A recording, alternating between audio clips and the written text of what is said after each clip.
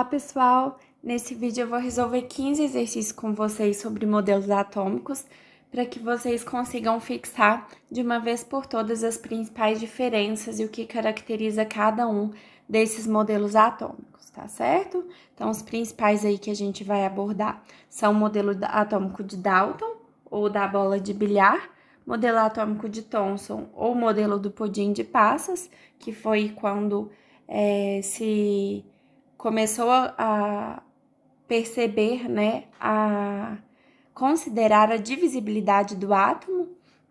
Depois o modelo atômico de Rutherford, onde nós começamos a considerar o átomo não como sendo maciço, mas como sendo constituído por uma grande porcentagem de espaços vazios, né?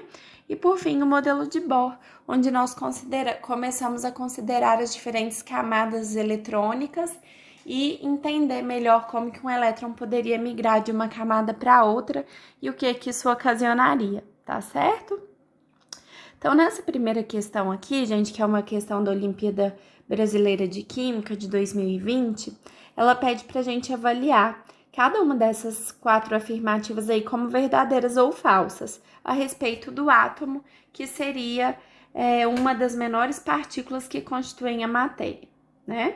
Então, na primeira afirmação que a gente vai avaliar, ele fala o seguinte: a lei das proporções múltiplas pode ser justificada por meio do modelo atômico de Dalton? Pode, né, gente? A lei das proporções múltiplas, ela fala que os elementos químicos sempre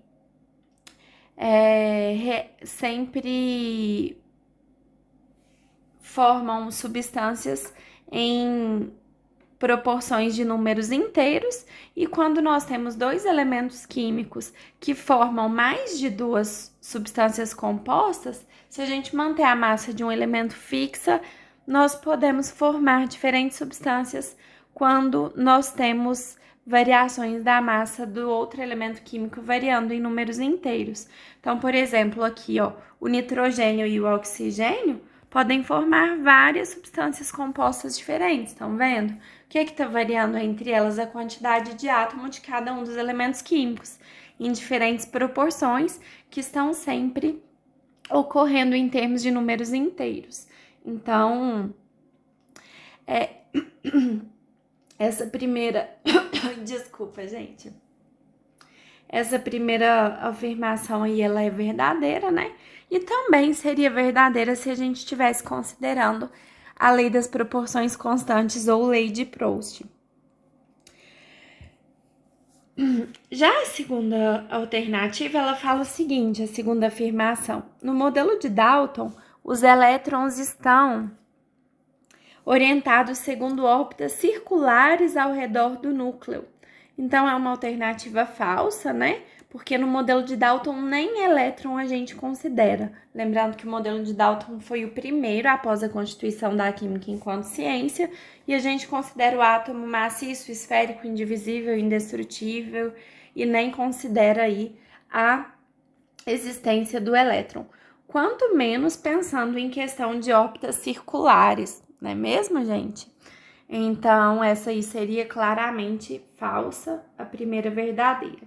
A terceira fala que a condução de corrente elétrica por uma solução aquosa de cloreto de hidrogênio pode ser explicada usando esse modelo de Dalton. Então, pela mesma razão, ela está completamente falsa, né? Porque a gente só consegue explicar a corrente elétrica a partir do momento que a gente consegue enxergar que existe elétron dentro do átomo. E a questão 4 fala que foram os gregos, no período da pré-história, Demócrito e Leucipo, que criaram o nome átomo. Então, aí o que estaria errado realmente seria essa questão da pré-história, né? Porque os gregos vieram lá na Idade Antiga e não na pré-história. Então, o número de alternativas verdadeiras é letra B, apenas uma alternativa. Nessa segunda questão, ela fala o seguinte: o átomo, na visão de Dalton, é constituído de níveis e subníveis de energia? Falso. Isso aqui seria modelo de Bohr, né? Que veio posteriormente a Rutherford, ou seja, depois de Dalton nós ainda tivemos Thomson, Rutherford, para só então a gente começar a falar em níveis e subníveis energéticos, e o qual a gente aprendeu também a respeito do diagrama de Linus Pauling, para compreender como se dão esses níveis e subníveis energéticos, né? Onde os nossos elétrons estariam localizados, não é mesmo? Então, isso aqui foi somente através do modelo de Bohr. Cargas positivas e negativas? Falso. Cargas positivas e negativas nós começamos a considerar apenas no modelo de Thomson, que percebeu a existência de raios catódicos, né, ou elétrons, que teriam cargas negativas, incrustadas em uma grande esfera de carga positiva. Esfera maciça? Verdadeiro, né? Dalton considerava o átomo como uma esfera maciça. Por isso, modelo da bola de bilhar. Grandes espaços vazios? Falso, né, gente? Quem que considerou grandes espaços vazios? Rutherford. Orbitais? Falso.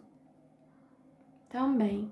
Apenas quando a gente pensa em Rutherford e Bohr, que a gente começa a pensar em órbitas nas quais esses elétrons se localizam, né? Então, seria a letra C. Próxima questão. Qual dos seguintes pesquisadores criaram experimentos que embasaram a teoria do modelo atômico de Dalton? Foi então, né, gente, o pai da química moderna, que nós sabemos muito bem que foi Lavoisier, que falava que na natureza nada se cria, nada se perde, tudo se transforma. Ele realizava inúmeras reações químicas e através dessas reações químicas ele conseguiu perceber que o somatório das massas dos reagentes é sempre igual ao somatório das massas dos produtos, se a gente considerar aí um sistema fechado, no qual a gente consegue controlar também o peso de gases que estejam sendo produzidos, né?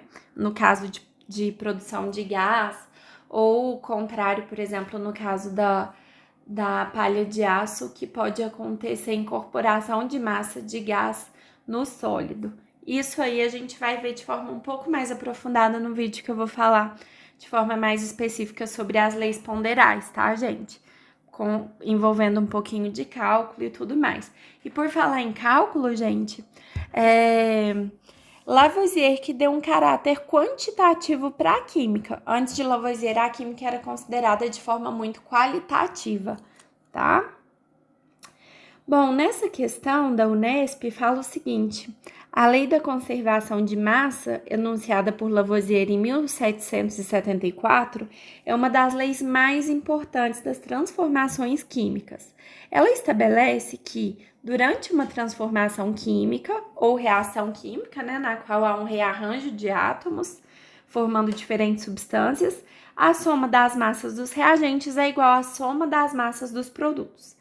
Essa teoria pode ser explicada alguns anos mais tarde pelo modelo atômico de Dalton. Entre as ideias de Dalton, a que oferece a explicação mais apropriada para a lei da conservação de massa de Lavoisier é a de que a. Os átomos não são criados, destruídos ou convertidos em outros átomos durante uma transformação química. Verdadeiro, né, gente? Nós sabemos que apenas há o quê? O rearranjo desses átomos. Acho que é só um R, né? Rearranjo. Deu um bug aqui. Rearranjo. É 2 R's mesmo, tá certo. Letra B. Os átomos são constituídos por 3 partículas fundamentais: prótons, nêutrons e elétrons. Falso, né, gente? Nós sabemos que os nêutrons, inclusive, eles foram a ser realmente descobertos muito depois até mesmo do modelo atômico de Bohr, tá? Embora algumas referências já tragam aí no modelo de Bohr mostrando o núcleo contendo prótons e nêutrons. Na letra C, Todos os átomos de um mesmo elemento químico são idênticos em todos os aspectos de caracterização. Verdadeiro, só que isso não é, apesar de que Dalton falava que os átomos de mesmo elemento químico eram iguais em termos de massa, tamanho e propriedades, isso não é apropriado para explicar a lei da conservação de massas, né? Então é muito importante que a gente tenha cuidado aí para entender o que o enunciado está pedindo. Na letra D fala o seguinte, que um elétron em um átomo pode ter somente certas quantidades específicas de energia. Lembrando que isso aqui veio à tona somente com o modelo de Bohr. E por fim, toda matéria é composta por átomos. Sim, isso também não deixa de ser falso, mas não embasa o que o exercício pediu, que é para embasar a questão da lei da conservação de massas de Lavoisier, que está diretamente relacionado com essa não possibilidade de criação, destruição e conversão de átomos, não é? Então, claramente aí a alternativa correta é a letra A. Próxima, lei de Lavoisier, também é chamada de lei das proporções constantes. Falsa, essa aqui é a lei de Proust. Lei das razões múltiplas. Lei das proporções múltiplas ou razões múltiplas seria lei de Dalton. Lei da conservação de massas? Sim, né? Lei de Lavoisier seria a lei da conservação de massas. E lei das reações químicas? Não, né, gente? Também não falamos aqui de lei das reações químicas, embora Lavoisier tinha se baseado no estudo experimental de reações químicas para que pudesse criar sua lei da conservação de massas. Próxima. Os estudos realizados por Rutherford mostram que o átomo deveria ser constituído por um núcleo positivo com elétrons girando ao seu redor. Perfeito, né? Núcleo positivo e elétrons girando ao redor desse núcleo. Os elétrons foram inicialmente levados em consideração no modelo atômico proposto por Dalton. Não, desprezava os elétrons. Depois Thomson, sim, considerava o modelo do pudim de passas, né? Onde nós consideramos a divisibilidade do átomo e a presença de elétrons, que apresentava carga negativa, massa e trajetória retilínea, né? Então, a alternativa correta seria que os elétrons foram primeiramente levados em consideração por Thomson. Bohr veio depois, né? Então, não foi primeiramente, e o Heisenberg veio depois também.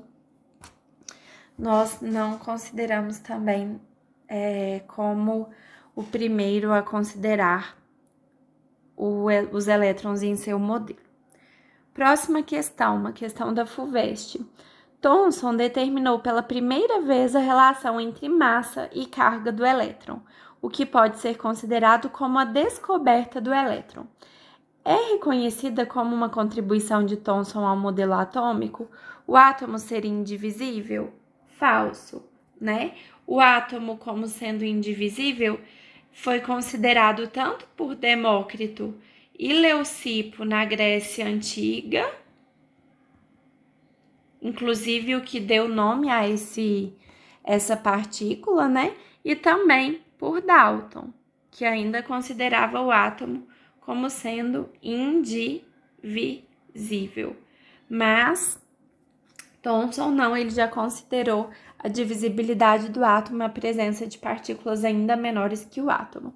A existência de partículas subatômicas, verdadeiro, né? Que está associado justamente com a divisibilidade deste átomo. Os elétrons ocupam níveis discretos de energia? Falso. Isso aqui foi somente com Bohr. Os elétrons girarem em órbitas circulares ao redor do núcleo? falso também.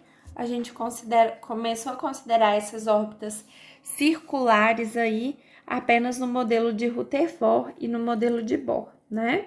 E por fim, o átomo possui um núcleo com carga positiva e uma eletrosfera. Isso aí também foi apenas no modelo de Rutherford e no modelo de Bohr, então seria a letra B. Lei de Proust também é chamada de lei das proporções constantes. Lei das razões múltiplas, não. Conservação de massas, não. E reações químicas, não.